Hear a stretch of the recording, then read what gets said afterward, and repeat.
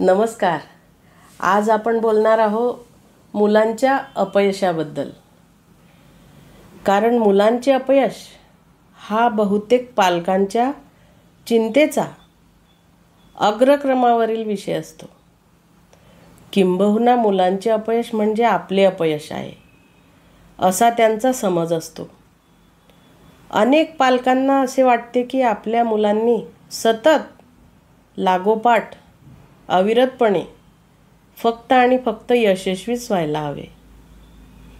यशस्वी म्हणजे काय या प्रश्नाची व्याख्या पालकांना करता येत नसल्यामुळे सगळे यश हे गुणांपाशीच येऊन थांबतात.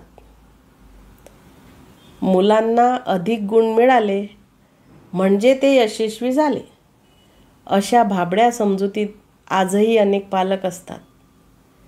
दुसरीकडे मुलांचे अपयश म्हणजे पालकांच्या अहंकाराला लागलेला धक्का असतो. होय, मुलांच्या अपयशाचा संबंध हा अनेकदा थेट पालकांच्या अहंकाराशी असतो. मुले भरभरून यशस्वी झाली की पालकांचा पालक म्हणून असलेला अहंकार सुखावतो. यशस्वी मुलांच्या पालकांना असा अहंकार मिरवताना बघून अपयश मिळालेल्या मुलांचे पालक दुखावतात. मग दुखावलेल्या अहंकाराचा राग असे पालक आधीच अपयशी झालेल्या आपल्या मुलांवर काढतात. त्याचा परिणाम म्हणजे ते मुलं अधिक खच्ची होते आणि पुढच्या अपयशाची पायरी उतरू लागतात. वास्तविक अपयश ही यशाचीच दुसरी बाजू आहे हे आधी आपल्याला स्वीकारायलाच पाहिजे आणि जमले पाहिजे. म्हणजे मुलांवरचे अपयशांचे आघात कमी करता येतील. मुलांनी सतत यश मिळवावे अशा अट्टाहासापायी आपण त्यांचं खूप नुकसान करतो आहे. एक लक्षात घ्यायला पाहिजे की अपयश ही एक फोल संकल्पना आहे.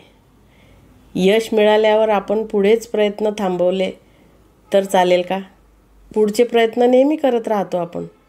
खरे तर अपयशाने प्रयत्नांचा पुढचा वेग वाढायला हवा किंवा वाढवायला हवा, पण तसे होत नाही.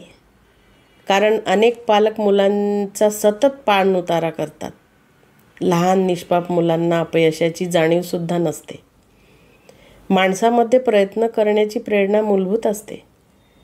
त्यामुळेच विषय हा यश किंवा अपयशाचा नसून आपण जे काम करतो ते अधिक चांगले कसे करता येईल याबद्दल विचार करण्याचा आहे.